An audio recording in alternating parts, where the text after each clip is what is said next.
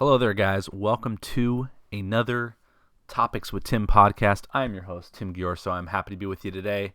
Another day in quarantine, but another day making pods. So I'm enjoying having the time off, even though I know a lot of people are going through not good stuff, but obviously I don't have control over that.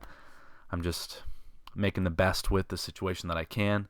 And I've got a lot of pods coming up, so please like and subscribe to the channel.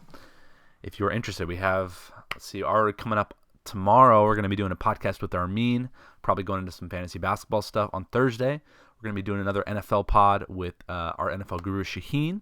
And then I've got a fun podcast planned for Thursday, Friday, where I'm actually a good friend of mine from work, we're going to be doing a podcast about conspiracy theories and some of our favorites, and we're going to discuss those. So she wanted to call it, I wasn't in favor of this name, she wanted to call it Timspiracies, but we still haven't agreed upon the name of our podcast. But we're basically just going to talk about some of the most, maybe what some people would call ridiculous conspiracies. Other people would say that they're totally valid. So we will see which ones that we agree on are ridiculous and which ones that we agree on are valid. So anyway, you'll have that coming up here over the weekend. If you're interested in doing a pod with me, then please let me know. I can totally schedule you in. I love talking sports. I love talking anything, really. If there's something that you are passionate about, I'd love to interview you about that. So it doesn't matter.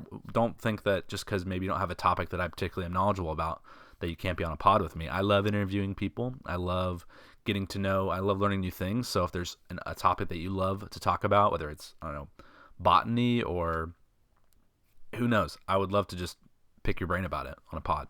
So don't feel that you have to talk sports or something like that. Talk anything you want. I'd love to have you on. Anyway, let's get right into this podcast. We're going to do a little NFL pod. There has been so much free agency news happening, and honestly, I'm thankful that there is, because at least there's some news to follow in the sports world. And we are going to be going over some free agency moves that have happened. I'm going to be going over some of basically the major ones that I've seen. We'll probably go more into detail on that pod with Shaheen on kind of more, our most surprising ones, or I have a couple different ideas on the directions we're going to go on that one, but we'll probably cover a lot of similar things, just probably more in depth, and we'll get a different opinion. We'll get Shaheen's opinion on that. So first off, we got to talk Tom Brady. I mean, I know a lot of you I'm a huge Patriots fan, a huge Brady fan. I'm probably a bigger Brady fan than I am a Patriots fan. I still love the Pats. I love Bill Belichick. I love Robert Kraft. They're my favorite tandem of, owner, coach, player. I think it's the coolest thing. Robert Kraft is my inspiration for eventually one day wanting to become an owner of a sports franchise. Like he's my model of, I would love to own a sports franchise one day. And I know that's probably a pretty ridiculous dream because, well, you got to have billions of dollars, number one, and number two, what is there? There's probably maybe 300 owners of, pro sports teams in the world. That's a pretty, 300 out of, billions. That's pretty tough odds. So, but you never know. You never know. This life is a crazy one, and I try to save my money. So maybe one day I will get to achieve that ultimate goal. I'll probably be very old at that point, I assume. Takes you a long time to accrue billions of dollars, if you ever do. So it's a lofty goal, but it's one that I keep in mind, and even if I fall short of it, it'd still be cool to go after it and see what happens. So Robert Kraft is my inspiration. I love him. I love Bill Belichick. I love that he treats everybody the same, whether you're the star player, whether you're on special teams, he's going to treat you the same. And then, of course, I love Brady because his work ethic, the way he treats his body, the way he treats his mind is amazing. If you ever have read his book, The TB12 Method, I would highly recommend. It's one of my favorite books I've ever read. It will truly inspire you and encourage you, especially if you're someone who's played a lot of sports and has dealt with a lot of injuries like I have. It is incredibly encouraging. It gives you a lot of hope that your injuries, your pain that you're experiencing can go away. And I foam roll almost every day because of Brady, and I use his methods for foam rolling, and it's made a huge difference in my overall pain level and my injuries, and my athletic ability, my ability to work out every day, that kind of thing. Now, this whole quarantine thing is throwing that off a little bit. I'm not going to lie. I've not been quite as motivated to work out. I love going to the gym, and that's not available. I hate working out at home, and that's all that is available. Anyway, TB12 myth and Tom Brady. So let's talk Tom Brady. Tom Brady, obviously, we all know the news. He's playing for the Tampa Bay Buccaneers. Now, early on, I really thought he was going to stick with the Pats. I was pretty skeptical that he would leave. I just thought, the Pats have enough weapons. If they just make a couple of moves, I think that they have a good enough team to compete for a title. I mean, their defense was one of the best in the league over the past 3 years. Incredible defense. So he still had that in place. Receivers kind of sucked, and I have a pretty amazing stat for you to show you how bad Brady's receivers were. This is how bad they were. So the NFL did this stat where they took basically 143 receivers, the top 143 receivers in the league, and they had to have a minimum, I think, of 100 routes run, and 143 receivers qualified for this. Now, Brady's receivers, we're talking Julian Edelman, we're talking Mohamed Sanu, who they traded a second-round pick for. Yikes. Philip Dorsett, Jacoby Myers, right? These were his receivers. The tight ends were pretty much non-existent. Matt Lacoste is one. So that was his receiving core. But I guess I'll leave the tight end out. I mean, he wouldn't. The tight end, even if we included tight ends, he would have been way outside the top 100 anyway. But just receivers. So none of Brady's receivers, not even Edelman, who people were talking about as a Hall of Fame candidate because of what he's done in the playoffs, all of them are outside the top 100. As far as the stat is the time it takes to get open per route. So they took an average of every route these receivers ran and the time it took for them to be open. Okay. All of the Pats receivers ranked outside the top 100. I think Edelman was maybe inside the 110, like he was maybe 107th or something like that. Everyone else outside of even the top 110 of their draft pick that they drafted. I'm blanking on his name right now. Their first round receiver who was hurt for most of the year, he was dead last, 143rd. So we're talking about a quarterback who is 43. We all know he's a bit older. We know that he doesn't have mobility. I mean, his pocket awareness is pretty incredible. The way he moves around in the pocket is outstanding, and that can make up for a lack of athletic ability, just awareness and savviness moving within the pocket, which is why he's been able to survive so long in this league. But we know he's not mobile. We know he's not a guy that can really extend the play anymore. He just can't. That's just not his skill set. And you're talking a quarterback who can't really extend the play, doesn't have that athletic ability to just to be Carson Wentz and run around in the pocket for 10 minutes, or Russell Wilson, who can literally scramble for just running back and forth across the field until someone gets open. Deshaun Watson, right? Those guys don't have to have a lot of savvy pocket awareness. Those guys don't have to be as perfect on their throws and on their timing with receivers because they can just run around and wait for someone to get open. They have that extra ability to make that happen. Brady doesn't have that. So if you don't have that, you need your receivers to be on point. Your receivers have to be outstanding, which is why I think that although at first I didn't think Brady would leave the Patriots, I think it was the best move he could have made because he's at a point in his career where he needs good receivers. There was a time in the past where he could make do with Kevin Falk, or he could make do with Dante Stallworth, or he could make do with, was it Brandon, what's it for his last name? Brandon Carr? No, Brandon something. He can make do with Troy Brown. He could make do with no-name receivers, right? Because he was still in his prime. He was a lot more mobile. He had a lot more pep in his arm. He could do the things. He could make up for that lack of receiver talent he's really, if you look throughout his career, he hasn't really had good receivers throughout his career. The only receiver that was when he had Randy Moss, and look what he did, 50 touchdown passes that year. Moss beat Rice's record for touchdowns in a season because he had an elite receiver. He had Randy Moss. So just think what Brady could have done throughout his career stat-wise if he actually had, if he was like Matthew Stafford and had Calvin Johnson for 8 years. I mean, imagine if he had Larry Fitzgerald for 8 years, right? Now, maybe they wouldn't have won as many titles because maybe, the Pats were wise about maybe spending more on defense or being wise about their spending. So maybe he wouldn't have had the titles. So it probably worked out that they didn't, they knew that Brady was good enough. Hey, we don't need good receivers. Brady can make up for that. Let's spend elsewhere. Let's build up our defense. Let's build up our running game. Let's get good tight ends, offensive line, so that way we can still win. And so ultimately, it has worked out what they've done with Brady over the years, as far as not necessarily giving him good receivers. He doesn't need them. He can make up for that, right? The receivers are more of the icing on the cake at that point. But at this point in Brady's career, he now needs good receivers. He cannot, with the diminished arm talent, with diminished mobility, he has to have good receivers, or else it's just not going to be successful. And anyone who watched a lot of Patriots game last year saw how I watched a lot of Patriots games, and it was awful to watch. There was so many throwaways and so many plays where Brady just had to take a sack or throw the ball away immediately because the pressure would get to him before any receivers got open, and it was pretty horrific to watch. I'm not gonna lie, it was sad. And the fact that they even made the playoffs at all is a testament to how good their defense was and the coaching of Bill Belichick and Josh McDaniels. Testament to their team structure and how they were able to still make the playoffs. So props to them for even making the playoffs and having a chance to go farther, because that offense with those receivers, again, no receiver ranked inside the top 110 out of 143 eligible receivers who ran at least 100 routes. None of them inside the top 100 as far as how fast they could get open consistently.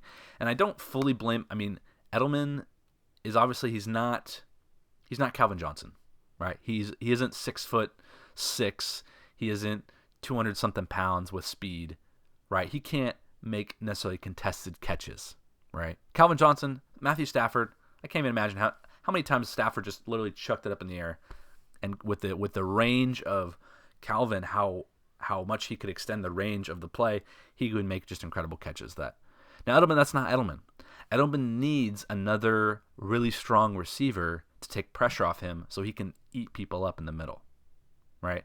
So without another good receiver like Gronk, for example, when they had Gronkowski was a guy who you almost had to double all the time because he's 6'5", 6'6", massive bulk, could just literally post up on you, make catches. I mean, we saw it time and time again throughout his career. We're talking a Hall of Fame tight end in Gronk, right? So when you have Gronk there, you have someone who demands a double team. You have someone you have to worry about. Now Edelman, who doesn't have those abilities, isn't huge, isn't crazy athletic, doesn't have that. He can just eat people up one-on-one, right? Now, without another good receiver, you can just double Edelman and essentially completely take him out, because he's not Calvin Johnson. He cannot take a double team and out-leap both of them and make a catch. He just doesn't have that skill set. It's just not him. He needs another good, tight end or receiver who is like that. And I think that's what the Patriots, when they drafted, I'm blanking on his name totally right now, but they drafted that first-round pick receiver who I think they were hoping would be that guy, would be that big because they got a big receiver who could make contested catches, and he was awful, and he was hurt most of the year. And let's be real, Belichick's drafting has kind of diminished a little bit over the years as far as his offensive skill drafting, especially with skill positions, receivers, running backs, has not been great these last few years. He's kind of lost a little bit of an edge there. But so it was never going to work offensively. They just did not have enough. There was nothing there. There's nothing they could do. Josh Gordon was kind of that guy, like, okay, if we have Josh Gordon's a big receiver, fast. He can kind of be that guy to take some pressure off Edelman so Edelman can do the thing that he normally does. But once Josh Gordon had issues and they had to release him, it was over. Their offense was toast. And again, old Brady could have managed. New Brady now, he needs more. And so I don't blame him at all for leaving the Patriots. I think that it was probably the best move, because you saw the moves that the Patriots made. I mean, they lost Jamie Collins. They lost another linebacker who I'm blanking on right now.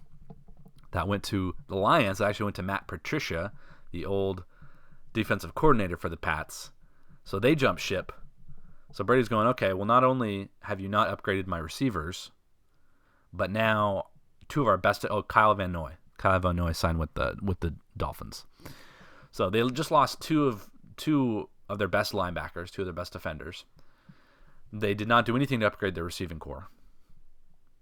What would you do if you're Brady? I mean, I'd be looking. I mean, and then you on top of that, you see Amari Cooper signing with the Cowboys, right? You see the Bills trading for Stephon Diggs. They traded a lot for him.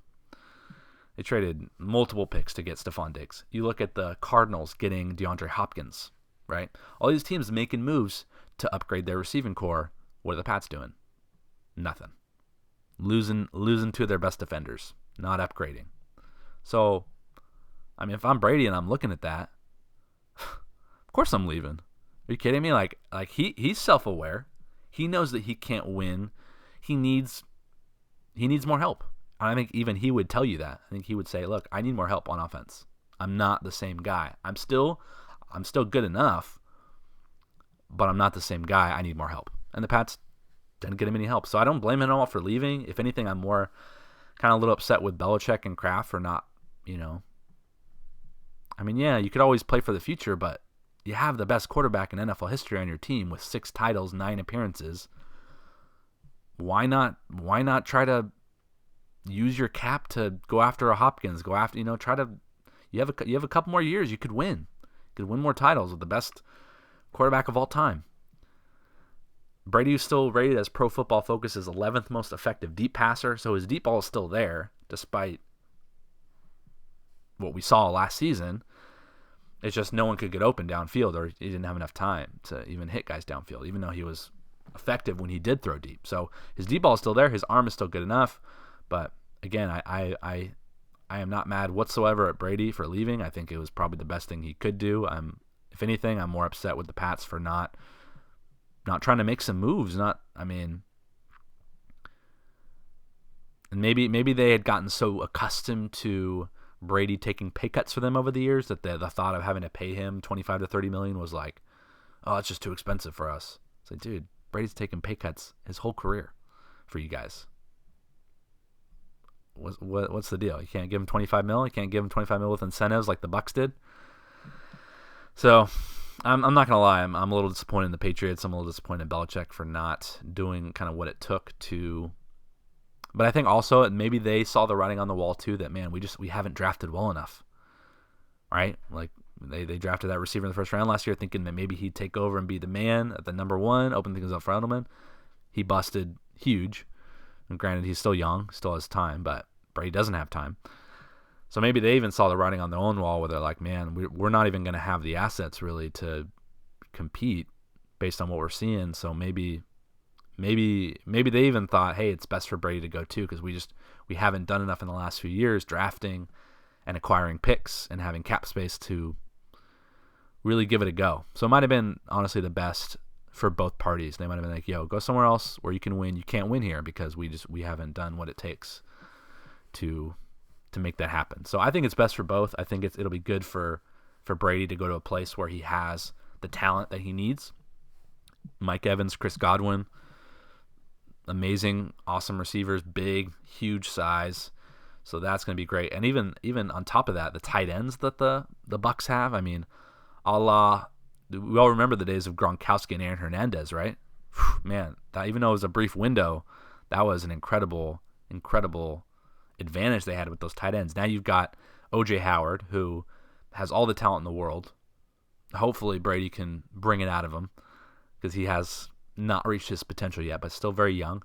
A guy like Cameron Brate, solid veteran guy, size, has been a touchdown machine for the Bucs. So those 4 weapons for Brady, oh man, I'm excited to see what he's going to do next year. I'm excited to see. He's definitely someone you want to consider in fantasy because I think they're going to be throwing a lot, and I think because their running game, they definitely need to either draft a running back or get some veteran help because they don't have. They lost Peyton Barber, who was middling, mediocre anyway, and then they have. I'm blanking on his name. I had him in all my leagues last year because I thought he was going to be Ronald Jones.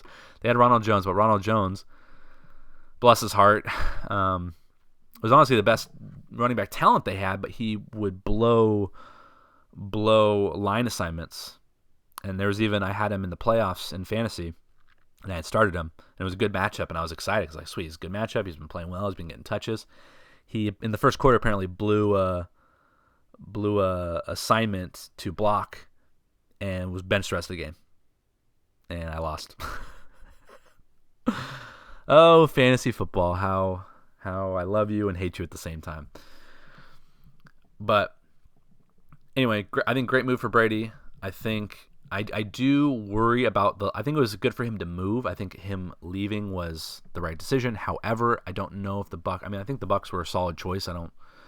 I worry about their losing culture. The Bucs are literally the most losing franchise in all of professional sports, not just football, and everything. They are the worst franchise of all time. So I don't know, even with someone who is as strong as Brady, who is as much of a culture setter as Brady, can overcome that. Now, granted, the Bucs have been improving over the last couple of years. They went 500 this year. Their offense was awesome. Their defense improved. Honestly, if it wasn't for Jameis Winston throwing, 6 pick sixes, they might have actually made the playoffs. So, still a good squad and still a good team that's improving. But however, it's tough to really overcome a losing culture for that long. I worry that Brady, as strong as Brady is, he's just not going to be able to overcome the culture there of the losing. So I kind of wish he had gone somewhere else. I don't think the other places that were mentioned were, I think, San Diego. And again, I don't think that would have been a good spot. As good as San Diego's squad looks, I think that they also have a pretty horrific losing culture. They have a stadium where they don't even get hardly any fans, at least not their fans. Now, granted, hopefully, Brady would drive some ticket sales there, so maybe they'd have some fans, but that fan base is pretty awful. Most fans are rooting for the other team so that would be kind of a weird for me to see Brady playing for this team where there's like the fans are not even really there. And again, another losing culture because the Chargers have all the talent in the world. They've had one of the best defenses the last 3-4 years. They've had a great offense with Melvin Gordon, weapons I'm blanking on their top receiver there, Kenny. Anyway, you know who he is. I can't remember everyone at the top of my head right now. But they've had plenty of talent there to get things done. And they've every year have underachieved and have sucked. And even with a good quarterback, and Philip Rivers wouldn't say great, but a good quarterback. So I didn't like that either. I think the Bucs opportunity would be better than that, honestly. But however, I'd listened to a lot of Colin Cowherd, and he had mentioned that maybe he could have pushed for, and I don't know how realistic this was, but this is something that Colin was saying that he would have tried to push for. He was pushing for Brady to go to the Cowboys. He thought that Brady should have, even if the Cowboys weren't initially showing interest, he should have been like, hey, now that is a situation that I was like, yo, I think that would have been the ideal situation. You're talking about getting Amari Cooper, a number one receiver. That is excellent. They have a great offensive line. They have a solid defense. They have solid ownership. They got Mike McCarthy, a solid veteran coach. They have all the pieces to be a great team. They've just been a little bit disappointed in Dak. Maybe hasn't taken them there, or they've been too reliant on Zeke. And they have Zeke as well, by the way. Heads up on that. So I thought that situation, and to think about exposure for his brand as well, the TB12 brand, going with quote unquote America's team, which I don't agree with, but they do have the biggest fan base probably in all of football other than the Packers. So I'm like, that to me would have been the optimal move. Veteran coach, good ownership. They've locked up their studs. Great team. They have a Super Bowl contending team easily. Offensive line, weapons. That, to me, a culture of winning. Obviously they haven't been amazing, but I mean, they won 3 Super Bowls in the 90s. They've always been a team that's competing. I think that would have been the best landing spot. Again, don't know how realistic that is. Don't know if I'm sure that would have killed any relationship with Dak that the Cowboys had. So that might have been too risky. It might not have been worth 2 years of Brady to basically say bye Dak, because Dak would not. He'd be like, peace out. I'm out of here. So they would have lost Dak. That would have been tough to stomach, but I mean, 2 years of Brady might have been worth it. Maybe not as much for the Cowboys, but definitely for Brady, I think that would have been. I agree with Colin. I think that would have been an amazing place for him to go. But the Bucs, honestly, I'm hopeful. I'm a little worried, but I'm hopeful. At the very least, even if they don't win championships, I think Brady will have fun the last couple of years. because he's going to finally have weapons that he has not had in a long, long, long time. It may not lead to winning, because remember I talked about the Patriots, they were good about making sure that they had their other areas shored up, even if their receiving core wasn't great, because they knew Brady could make up for it. So again, it might not work out as far as winning Super Bowls, but I tell you what, it's going to be fun to watch. It's going to be fun to watch Brady having fun. He's going to be, with his knowledge and his scheming and his knowledge of defenses, I could see some big fantasy seasons for Chris Godwin and Mike Evans. Because Brady still has it, boys. Brady and girls. Brady still has it. We've seen that. The stats show it. The film shows it. Those receivers were just, other than Edelman. And again, Edelman's not a number one. We know that. They were god-awful. And kind of Bill Belichick's fault. He didn't draft well and didn't make it happen for Brady. So anyway, that's enough on the Brady talk. If you are interested, I'll probably post a link of, I did a podcast probably about a year ago on Brady's, basically his career and how he got to this point. It's really interesting to hear his stories. For those of you who don't know, he was drafted in the 6th round, so he was basically an afterthought in the NFL draft. Like, no one thought he was anything. So it's a great underdog story. When he was at Michigan, he had to fight to even start. He had fought with 3 other guys. He didn't even get to really start until his senior year, and even then, the coach would have them like trade off, where one quarterback would start one half. So he didn't get respected in college. He had to fight, and he could have left. There's actually a story about he thought he actually talked to one of the coaches about transferring, because he's like, you guys aren't going to play me. I know I could start here and win here, but you guys aren't going to play me. And the coach said, hey, you're gonna have, if you want to play with the big boys. And so he ended up staying at Michigan, even though he easily could have left for any other school and started. But he was like, no, I'm going to fight it out. I'm going to be a man. I'm going to stick it out here. I'm going to fight for, and it probably cost him in the NFL draft. It definitely cost him because he was overlooked in the draft. But it paid off for him, I think, just in the lessons he learned and the battles he had to face in becoming the greatest NFL quarterback of all time. So he has a really cool story. I wrote a blog article about it as well, on kind of just how his life, and you can kind of see the true underdog story that he's lived and the true just tenacity that this guy has, which is why I respect him so hard, and which is why it'll always rile me up when people call him a cheater or call him a pretty boy, or he's just this. Is like, you don't know his story. You don't know what this guy has the lengths this guy has gone to become good at football. It's incredible, the mind and the body amount of work that he puts in to be at this level. It inspires me. It makes me every day want to, how do I treat my body nutritionally? How do I treat my body physically to be at like peak condition, peak form? And it's because of Brady. He's inspired me. So I don't want to get too much into that, but I will link that podcast if you're interested in that article as well. So guys, I'm actually going to shift here. I'm only going to talk about one other story free agency wise. I'm going to save the rest for when I talk to Shaheen on Thursday. We're going to go a little bit more in depth into free agency. There's honestly so much to cover, guys, and I just spent most of it covering Brady, who I think is there's a big story with that. So I wanted to give that a lot of time. The other story that I wanted to give some time to, and this is something we'll probably even discuss further with Shaheen on Thursday, is the pretty shocking move with the Texans. Now, those of you who woke up, I forget which morning it was, a couple weeks ago, to see that pretty much one of the top 3 receivers in the NFL, DeAndre Hopkins, for the Texans had been traded, were as shocked as I to see that he was traded to the Cardinals along with a 4th-round pick in exchange for running back David Johnson and a 2nd-round pick. Now, this was pretty shocking because the Texans are a championship contending team. They're a team that's made the playoffs the last couple of years that, with a good run, maybe a couple more pieces, could be, Deshaun Watson is not quite as good as Patrick Mahomes, but is up there and is very capable of winning a title. So why on earth would a team that's contending trade away one of the top 3 receivers in the NFL? And this was crazy. Everyone is giving the coach for the Texans, Bill O'Brien, a lot of crap because they're just like, not only did you just trade away one of your best players, but you could only get a running back in David Johnson who appears to potentially be washed up already. Running backs do not last long in the NFL. They burn out very quickly. They can be very much a flash in a pan. You can have one running back literally have an amazing season, run for 1,500 yards, 10, 12 touchdowns, and that could be it.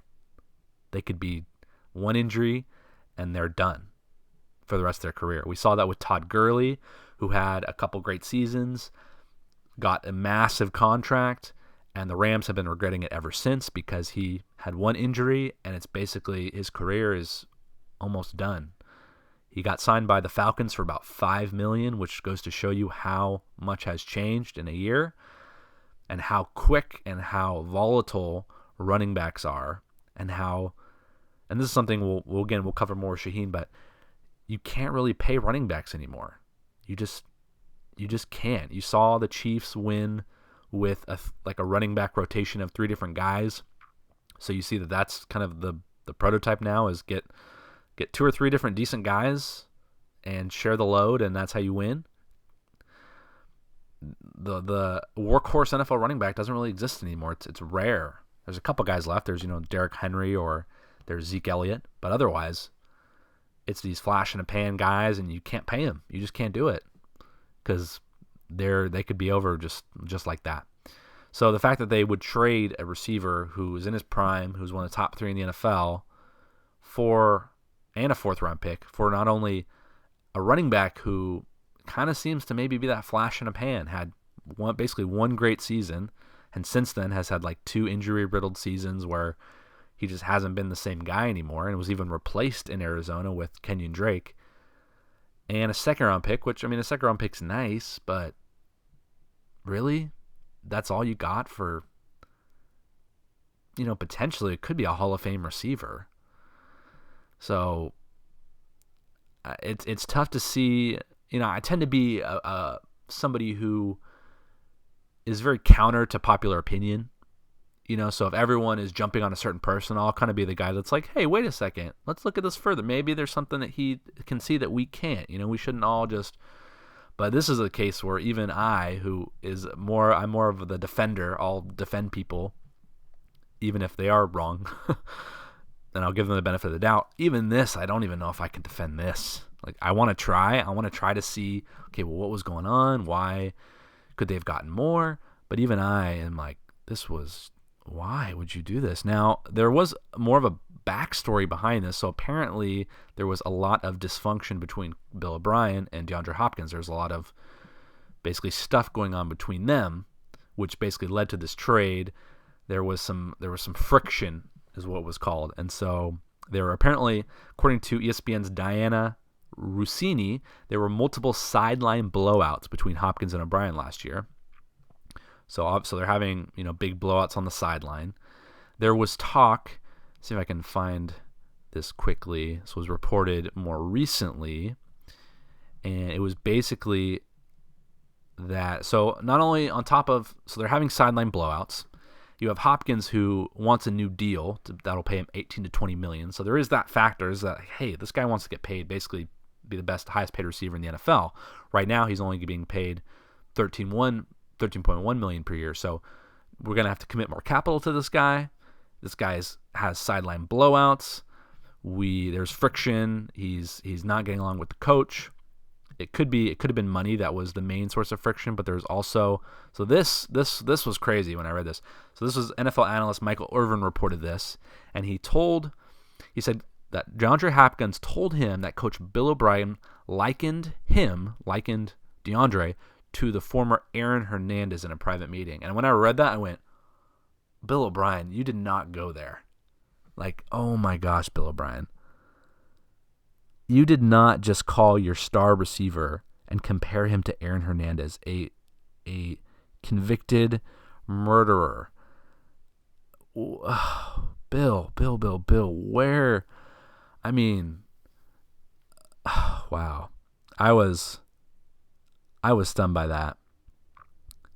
And it says here in the Roto World, I get most of my stuff from Roto World, that the meeting just deteriorated from there. And I can understand if I was being compared to a convicted serial murderer who killed himself in prison, I would be like, whoa, Bill O'Brien, you crossed a line. Maybe I'm not the most, maybe I do have some issues.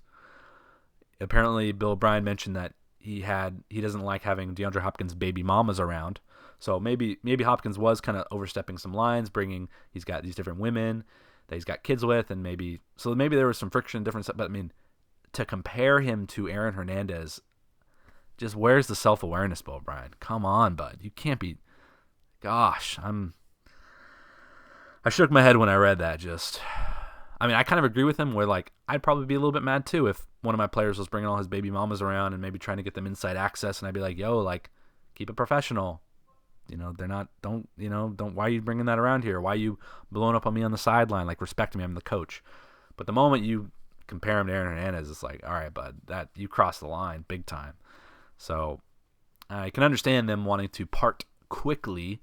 However, once again, Bill O'Brien, I feel like Bill could have waited and maybe gotten a better deal at some point because what he got was just not great compensation. So I can kind of understand it. I understand how quickly this deteriorated and how quickly this relationship needed to end. However, again, I think they could have waited a little bit and possibly got a better deal. I don't. It sounds like it was it couldn't be corrected. And I do think that Bill O'Brien will eventually be fired, if I'm being honest, because he has not done well as a coach/GM. Not many guys can do that well. That's very rare that a coach can be both a coach and a GM and do that well. That's rare. There's only a few rare people that can do that. I think Bill would be better served only just being a coach, letting that GM duty fall to somebody else. That's just my opinion. Again, I think eventually he will be fired, especially if the Texans don't do well again this year. He's going to look really, really bad for trading away a potential Hall of Fame receiver, and then them doing worse. He'll probably be gone. So we'll see. It's a bad situation, but again, you got to get more. If you look at the Bills, who got Stephon Diggs, they got quite a haul for a guy who's not even the same level, in my opinion, as DeAndre Hopkins. We're talking a guy who's really just a speedster, a burner, isn't necessarily a great possession receiver, a guy who's had lots of issues with complaining all the time and being kind of that diva sort of receiver. And I'm trying to find what his deal was, give you the specifics of his deal. But it looks bad, especially with that deal going down and then the deal that went down for Diggs. It made Bill O'Brien look even worse just because the Bills got, they got a first, fifth, a sixth, and a fourth for Diggs and a seventh. So you could argue that think about it. They already got a first, which the Texans couldn't even get a first. They got a second back. They also got a fifth. I guess multiple six. It says 6-round picks, so multiple 6-round picks. They get another 4th-round pick next year. All they had to do was give up Diggs and a 7th. The Texans got back, had to give up a 4th and Hopkins for a 2nd and David. So if you look at, and again, Diggs isn't on the same level as DeAndre Hopkins. He's just not, and is way more of a diva, way more of an issue. And yet, the difference of what they got in compensation was, basically if David Johnson doesn't get back to being David Johnson that one year where he was rushed over 1,000 yards and was your number one pick in fantasy, then he got absolutely hosed. His literally only saving grace, the only thing that will save him probably from even keeping his job next year, will be making the playoffs, making a playoff run with the Texans, and David Johnson is a stud. That's it. If those two things don't happen, he's probably gone. So I thought I'd add that in there as well. I thought that was a really interesting story, just with the, I love, I don't necessarily want to call it gossip, but it's interesting to hear the dynamics, because usually they keep, NFL teams and pro teams, they keep it pretty locked up, right? They don't, hey, this is between us. We're going to keep behind closed doors. So when things get out, it's only because people wanted them to get out, and it's because the relationship was so dysfunctional that people started leaking stuff. And it's very fascinating, the dynamics between player and coaches, and and what they do. So I thought I'd share that with you. I thought that was a really interesting story. And the Cardinals, man, they just got Kyler Murray, who was one of the, I think he might have won Rookie of the Year last year. I can't remember who they gave it to. No, I think he won it. Yeah. Who is the future? I mean, he's the quarterback that you want in today's NFL. The mobile guy, accurate, savvy, smart, has the intangibles. They just gave him a potential Hall of Fame receiver in DeAndre Hopkins, along with whatever else they were building there. They have Kenyon Drake, who they're getting for cheap, who was a awesome running back for them last year. Man, things are looking up for them, man. They got away with quite a haul for that one, and getting rid of a running back who could be potentially washed up completely. So those are your two biggest free agency stories right there. You have the Tom Brady story, you have the DeAndre Hopkins story. And I thought I'd share those with you guys today. So we will go more in depth on Thursday with Shaheen. Stay tuned for tomorrow's podcast with Armin, covering some basketball. And again, if you want to be on a pod, please let me know. I'd love to have you on. I will talk whatever subject that you want to talk. I know that every person has an area of expertise, an area that they spend their time studying, right? We all can't study the same things, so we all have our knowledge bases in different ways, but I know that you out there listening to this, you have a knowledge base somewhere. Whether it's botany, whether it's exercise, whether it's health, whether it's Netflix shows, whether it's anything, you have a knowledge base. You can add value to my show by being on my pod. All right, so keep that in mind. Again, like and subscribe, and hit me up to do a pod. And I'm again, thanks for listening. If you listened this far, hope that this free agency news gave you a little something to chew on during this quarantine time where we all have lots of time. Anyway, hope you all have a great day, and I will talk to you soon. Tim out.